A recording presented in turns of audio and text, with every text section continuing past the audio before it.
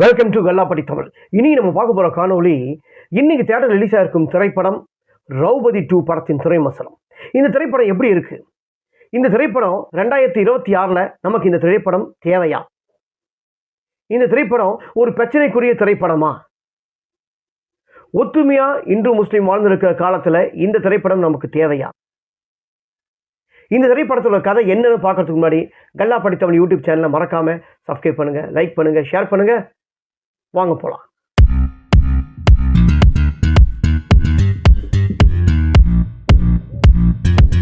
இந்த திரைப்படத்தில் ரிஷத் லிஷி, நடராஜன், வேலுராமமூர்த்தி, ரஷனா மற்றும் பலர். இந்த திரைப்படத்தோட ரைட்டர் அண்ட் டைரக்டர் மோகன்ஜி. இந்த படத்தோட இசை ஜிம்ரன். இந்த திரைப்படத்தோட கதை என்னன்னா, திருவண்ணாமலையில் நடந்த ஒரு உண்மை சம்பவத்தை தான் இந்த திரைப்படத்தில் படமாக்கியிருக்காங்க. அதாவது திருவண்ணாமலையில் வள்ளலர் மகாராஜா வள்ளல் வரலாற்றில் ஒரு மறைக்கப்பட்ட 700 வருஷத்துக்கு முன்னாடி நடந்த உண்மை சம்பவத்தை தான் இந்த படமாக்கியிருக்காரு மோகன்ஜி. அதாவது டைரக்டர் மோகன்ஜி. அதாவது சிலது அவரே ப்ரெஸ் மீட்டிங்கில் என்ன சொல்லியிருக்காருன்னா, மறைக்கப்பட்ட உண்மையை இந்த திரைப்படமாக ஆக்கியிருக்கோம், இந்த திரைப்படத்தில் நல்லா அழகாக காட்டியிருக்கோம் அப்படின்னு சொல்லியிருக்காரு. இந்த திரைப்படத்தில் மறைக்கப்பட்ட உண்மையை காட்டினாரோ எது காட்டினாரோ அது வேறு. ஆனால் இந்த திரைப்படத்தில் திருவண்ணாமலையில் அந்த ராஜா அந்த ஒரு சில நிறைய ஊருங்களில் சில ஊருங்களில் பார்த்திங்கன்னா சுல்தான் தான் ஆட்சி புரிஞ்சிருக்காரு. அது நல்லா எல்லாருக்கும் தெரியும். சுல்தானோட ஆட்சி நடத்தும் போது ரொம்ப கொடுமையான இதாக இருந்திருக்கும். இந்து சமுதாய மக்களுக்கு ரொம்ப ஒரு கொடுமையான சூழ்நிலை ஏற்பட்டிருக்கும். இப்போ ஏன்னா ஒன்று சுல்தான் என்ன சொல்லுவாங்கன்னா, ஒன்று வரி கட்டணும், இல்லைன்னா போருக்கு தயாராகணும், இல்லைன்னா எங்கள் இனத்தில் சேர்ந்துக்கணும் அப்படின்ட்டாங்க. எங்கள் இடத்துல சேர்ந்துக்கன்னா நீங்கள் இனிமேல் ராமரை கும்பிட்ற விட்டுறணும், சிவனை வழிபாடை கும்பிட்டுறணும், உங்களோட வழிபாட்டை விட்டுட்டு எங்களோட இனத்தில் சேரணும் அப்படின்ட்டாங்க. இல்லைன்னா வரியை கட்டுங்க அப்படி தான் சொல்கிறாங்க. இந்த திருவண்ணாமலை நடந்த அரசர் நம்ம சுல்தானை எதிர்த்து போராடின முதல் வீரர், அவருக்கு கீழே இருக்கிற தளபதி தான் கதாநாயகன் ரிஷப். தளபதியாக இருக்கார். அதாவது ஒரு கட்டத்தில் மகாராஜா இறந்துடுறாரு. ஆனால் மகாராஜாவோட இளவரசரை சுல்தான் ஆட்சி புரிய கடத்தின்னு போயிடுறாங்க. அவர் கடத்தின்னு போய் என்னென்ன கொடுமை பண்ணுமோ அவரை எல்லாரையும் கொடுமை பண்ணி அவரை அடைச்சி வச்சிடுறாங்க. இப்போ தளபதி கதாநாயகன் என்ன பண்ணுறாருன்னா, அந்த இளவரசரை மீட்டு வந்தாரா இல்லையா, இதுதான் இந்த திரைப்படத்தோட முழு கதையும். இது கிட்டத்தட்ட ஒரு 700 வருஷத்துக்கு முன்னாடி நடந்த உண்மை கதை.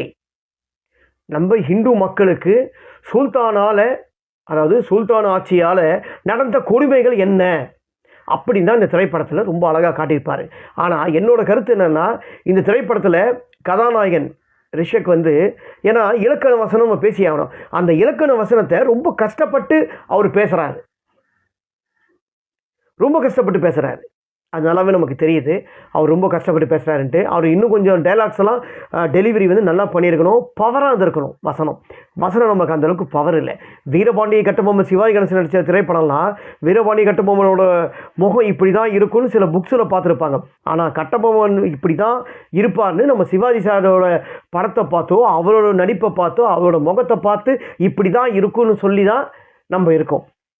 அந்த மாதிரி அவர் பேசுகிற ஒவ்வொரு வசனமும் நம்மளுக்கு பார்க்குற ஆடியன்ஸுங்க சரி, சும்மா இருந்தால் கூட நமக்கு வைப்ரேஷன் அது ஹெவி ஆகும். ஸோ அந்த மாதிரி ஒரு வைப்ரேஷன் இல்லாத டைலாக்ஸ்லாம் இந்த படத்தில் இல்லை. அதாவது கிட்டத்தட்ட பாகுபலிக்கு ஈக்குவலான திரைப்படம் டேரக்டர் சொன்னார். பாகுபலி ஒரு பிரம்மாண்ட படம், பிரம்மாண்ட பட்ஜெட்டு. ஆனால் இந்த திரைப்படம் ஒரு 20 கோடிக்கு மேலே செலவு பண்ணியிருக்காங்க. 20 கோடி மேலே செலவு பண்ணி இந்த திரைப்படம் எப்படி எடுக்க முடியுமோ அப்படி அழகாக எடுத்திருக்காங்க. படத்து மேலே எந்த மாதிரி குறையில, பேக்ரவுண்ட் மியூசிக், சாங்ஸ் எல்லாம் நல்லாவே இருக்குது படத்தில். அதே மாதிரி இந்த திரைப்படத்தில் சினிமா மேக்கிங், சினிமா ஃபோட்டோகிராஃபர் அதெல்லாம் ரொம்ப நல்லா அழகாக தான் பண்ணியிருக்காரு. இந்த படத்தில் மிஸ்டேக் என்னென்னா, 2026 நமக்கு இந்த மாதிரி திரைப்படம் நமக்கு தேவையா? தேவையில்லை. ஏன்னா எந்த மொழி இருந்தாலும் சரி, யாராக இருந்தாலும், எந்த மதத்துக்காரன் இருந்தாலும் நம்ம எல்லாரும் ஒத்துமையாக வாழ்ந்து நிற்கிற இப்போ 2026 இப்படிப்பட்ட திரைப்படம் நமக்கு தேவையில்லை. அதாவது 700 வருஷத்துக்கு முன்னாடி நம்மளை வந்து இந்து சமுதாயம், நம்மளை வந்து முஸ்லீம்காரங்க நம்மளை வந்து கொடுமை பண்ணது உண்மை. இப்போ நம்ம ஒத்துமையாக வாழ்ந்து நிற்கும். ஒத்துமையாக இருக்கிற காலத்தில் போயிட்டு இந்த மாதிரி திரைப்படம் நமக்கு தேவையில்லை. பிரச்சனைக்குரிய திரைப்படம் இந்த திரைப்படம். இந்த திரைப்படத்தை வந்து பார்த்தாங்கன்னா தேவையில்லாமல் பிரச்சனை வரும், கலவரம் வரும்.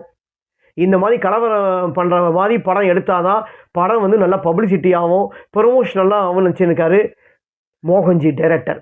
மோகன்ஜி டைரக்டர் அவர்களுக்கும் சரி, ரஞ்சித் அவர்களும் சரி, மாரி செல்வராஜ் அவர்களும் சரி, வெற்றிமாறன் அவர்களும் சரி, ஜாதி திரைப்படத்தை வந்து இனிமேல் எடுக்காதீங்க.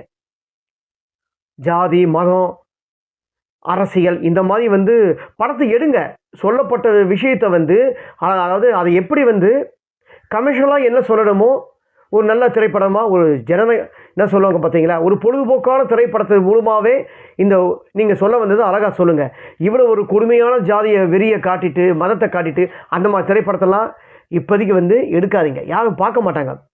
திரௌபதி 2 எதிர்பார்த்தது போனது வேற, பார்த்துட்டு வெளியில் வந்த ஆடியன்ஸுக்கு வந்தது ஒன்று. இந்த மாதிரி திரைப்படம் மோசமான திரைப்படம். ஒவ்வொரு நம்மளோட சாமினா சிலையை வந்து நம்மளோட சாமி வந்து கல்லுக்கு வந்து பவர் இல்லை அப்படிலாம் வந்து சுல்தானுங்க வந்து சொல்கிறதெல்லாம் நமக்கு வந்து ஒவ்வொருத்தருக்கும் வந்து வன்முறையை தூண்டுற மாதிரி இருக்குது. வன்முறையை தூண்டுற திரைப்படம் நம்ம பப்ளிக் பார்க்கணுன்னு அவசியம் இல்லை.